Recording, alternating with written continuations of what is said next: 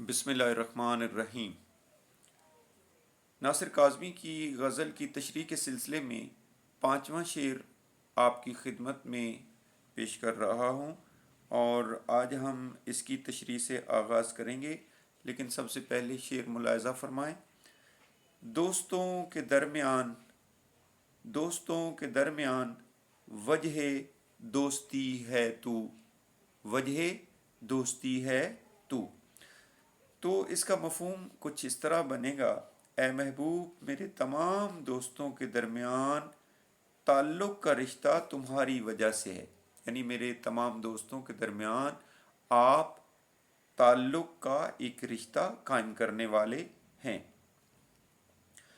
تو ناصر کاظمی نے 1940 کے سن میں شعر کہنا شروع کیے، اور وہ اختر شیرانی سے بہت متاثر تھے۔ اردو کے ایک نامور شاعر گزرے ہیں اختر شیرانی، اور اس کے اسلوب میں روحانی نظمیں لکھنا انہوں نے شروع کی اختر شیرانی کے انداز میں۔ پھر بعد میں وہ غزل کی طرف آئے، اور اس کے بعد ان کا اصل میدان غزل ہی ٹھہری۔ تو وہ میر تقی میر اور حفیظ ہوشیار پوری کے بہت بڑے مداح تھے۔ ان کی غزلوں میں ان دونوں شاعروں کی پرچھائیاں نظر آتی ہیں۔ ناصر کی شاعری میں درد، اداسی اور مایوسی کے ساتھ ساتھ خوشی، جذباتی محبت اور کمال کی رجائیت یعنی امید بھی ملتی ہے۔ دلی جذبات کی عکاسی انہوں نے انتہائی سادہ انداز میں بیان کرنے کا ہنر میر تقی میر سے حاصل کیا۔ تو شامل نصاب غزل اس کا منہ بولتا ثبوت ہے۔ یہ غزل چھوٹی بحر میں ہے۔ جس طرح محبت و عشق کی داستان بیان ہوتی ہے، وہ اپنی مثال آپ ہے۔ اس چھوٹی بحر کے اندر انہوں نے خوبصورت انداز میں عشق و محبت کی داستان کو بیان کیا ہے۔ ناصر اپنے محبوب سے مخاطب ہیں اور کہتے ہیں کہ دنیا میں انسان کے بہت سے لوگوں کے ساتھ مختلف قسم کے تعلقات اور دوستیاں ہوتی ہیں۔ دوستی ایک ایسا رشتہ اور تعلق ہوتا ہے جو بعض اوقات اتنا انمول ہوتا ہے کہ خونی رشتوں سے بھی زیادہ وہ اہم ہوتا ہے۔ دوستی انسان کی عقل و فکر کی ایک حد تک عکاسی کرتی ہے۔ دوست ایک ایسی شخصیت ہے جو انسان سے سب سے زیادہ نزدیک اور قریب ہے، کیونکہ دوست ہم سن و سال و ہم فکر اور فہم کے مطابق بناتے ہیں۔ اس حوالے سے امیر المومنین حضرت علی علیہ السلام کا ایک قول ہے کہ دوستی اور محبت عقل کا نصف حصہ ہے۔ دوستی اور محبت عقل کا نصف حصہ ہے۔ اس طرح ایک اور قول ہے کہ دنیا میں وہ شخص غریب ہے جس کا کوئی دوست نہیں۔ تو نام کے دوست تو بہت ہوا کرتے ہیں، لیکن حقیقی دوست اور سچا ساتھی وہی ہوتا ہے جو برے وقت میں کام آئے۔ حضرت علی علیہ السلام کا یہ قول میں آپ کی خدمت میں پیش کرتا ہوں: دوست اس وقت تک دوست سمجھا نہیں جا سکتا جب تک کہ وہ اپنے دوست کی 3 موقعوں پر حفاظت نہ کرے، یعنی مصیبت کے وقت اس کی حفاظت نہ کرے، اس کی غیر موجودگی میں اس کا دفاع نہ کرے، اور اس کے مرنے کے بعد اس کو ڈیفینڈ نہ کرے۔ تو دوستی کی اہمیت اپنی جگہ، ایک دوست کا کیا مقام اور رتبہ ہے، اور ایک سچے دوست کی موجودگی کتنی بڑی نعمت ہے۔ ناصر کے اس شعر کو دیکھیں تو ناصر کے نزدیک اس کی دوستی کی وجہ تو محبوب ہے، یعنی محبوب کی وجہ سے باقی دوستیاں قائم ہیں، باقی دوستوں کے ساتھ محبت اور پیار کا رشتہ ہے، اور ان سے دوستی میرے محبوب کے دم سے ہے۔ اگر محبوب درمیان میں نہ ہوتا تو یہ دوستی نہ ہوتی۔ یعنی محبوب کی موجودگی میں اس کو کسی رشتے کی کمی نہیں ہوتی اور نہ ہی کسی سچے دوست کی۔ اس میں وہ تمام خوبیاں موجود ہیں جو ایک سچے دوست میں ہونی چاہیے۔ دوسرا، شاعر نے محبوب کی محبت کو دنیا کے ہر تعلق اور ہر رشتے پر ترجیح دی ہے۔ اس لیے محبوب کی محبت اور دوستی سب سے قیمتی ہے۔ اگر اس نے کسی سے رابطہ رکھا ہے تو وہ محبوب کی وجہ سے رکھا ہے۔ ایک احمد فراز کا خوبصورت شعر دیکھیے، اس حوالے سے بہت خوبصورت ہے۔ تم تکلف کو بھی اخلاص سمجھتے ہو فراز، تم تکلف کو بھی اخلاص سمجھتے ہو فراز، دوست ہوتا نہیں ہر ہاتھ ملانے والا، دوست ہوتا نہیں ہر ہاتھ ملانے والا۔ اس نے کسی اور سے رابطہ نہیں رکھا تو اس کی وجہ بھی محبوب ہی ہے۔ گویا محبوب کی محبت، دوستی اور تعلق کائنات میں موجود ہر رشتے پر بھاری ہے۔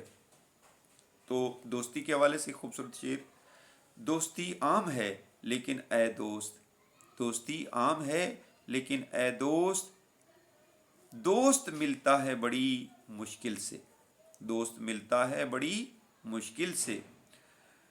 تو اچھے اور امین دوست انسان کے لیے از حد ضروری ہیں، بہت ضروری ہیں، جن سے وہ دل کی باتیں کہہ سکے، جن کے مفید مشوروں سے فائدہ اٹھا سکے اور مشکل میں جن کی دوستی سے مدد حاصل کر سکے۔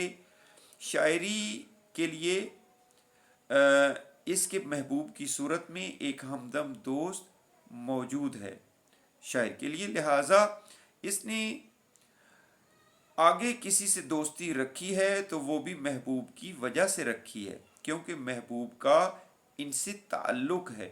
اگر محبوب کا تعلق ہے تو یقیناً وہ لوگ قابل اعتبار اور قابل بھروسہ ہیں۔ تو کسی شاعر نے کیا خوب کہا ہے کہ مسیح و خضر، مسیح کہتے ہیں حضرت عیسیٰ علیہ السلام کو، مسیح و خضر کی عمریں نثار ہوں اس پر، مسیح و خضر کی عمریں نثار ہوں اس پر، وہ ایک لمحہ جو یاروں کے درمیان گزرے، وہ ایک لمحہ جو یاروں کے درمیان گزرے۔ تو 5واں شعر مکمل ہو گیا۔ اب ہم 6ٹھے شعر کی طرف بڑھتے ہیں۔ میری ساری عمر میں، میری ساری عمر میں ایک ہی کمی ہے تو، میری ساری عمر میں ایک ہی کمی ہے تو۔ تو اس کا مفہوم کچھ اس طرح ہے: اے محبوب، میری زندگی میں اگر کسی چیز کی کمی ہے تو وہ تو اور تیری محبت ہے۔ تو ناصر کاظمی اردو غزل میں ایک نئے لہجے اور نئی سوچ کے ترجمان شاعر ہیں۔ ناصر نے زیادہ تر غزلیں ہی لکھی ہیں، غزل کے وہ شاعر ہیں۔ تو ان کے بارے میں یہ کہا جاتا ہے کہ انہوں نے میر تقی میر کا رنگ سخن لاشعوری طور پر اختیار کر لیا۔ یعنی ایک ہوتا ہے دانستہ طور پر، ایک ہوتا ہے یعنی لاشعوری طور پر، انجانے میں۔ تو میر ہی کی شاعری کا یہ خاصہ ہے، یہ خوبی ہے کہ اس کے اندر غم پرستی اور درد مندی کا احساس ہے۔ تو جس طرح میر کے ہاں غم پرستی اور درد مندی پائی جاتی ہے، اسی طرح ناصر کی غزل کے اندر بھی یہی احساس ملتا ہے۔ تو ناصر کا دیوان یعنی جو ان کی غزلوں کا مجموعہ ہے، تو یہ اگر ہم اس کو مطالعہ کریں تو اس میں غم عاشقی بھی ہے اور غم روزگار بھی اور غم زمانہ بھی ہے اور ذاتی کرب کا احساس بھی اس میں موجود ہے۔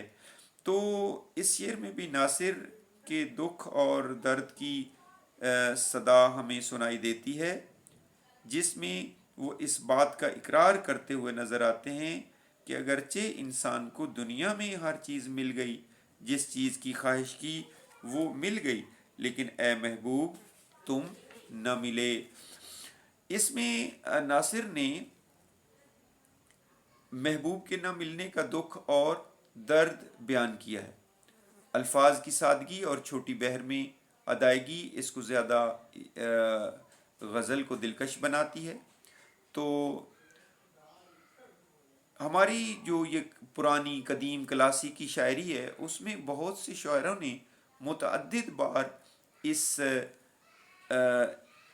جو عشق اور محبت کا موضوع ہے اس کو بیان کیا ہے۔ تو ناصر کے ہاں بھی یہ دیکھیے ذرا کہ وصل اس کا خدا نصیب کرے، یہ میر کا ایک شعر ہے، وصل اس کا خدا نصیب کرے، میر جی چاہتا ہے کیا کیا کچھ۔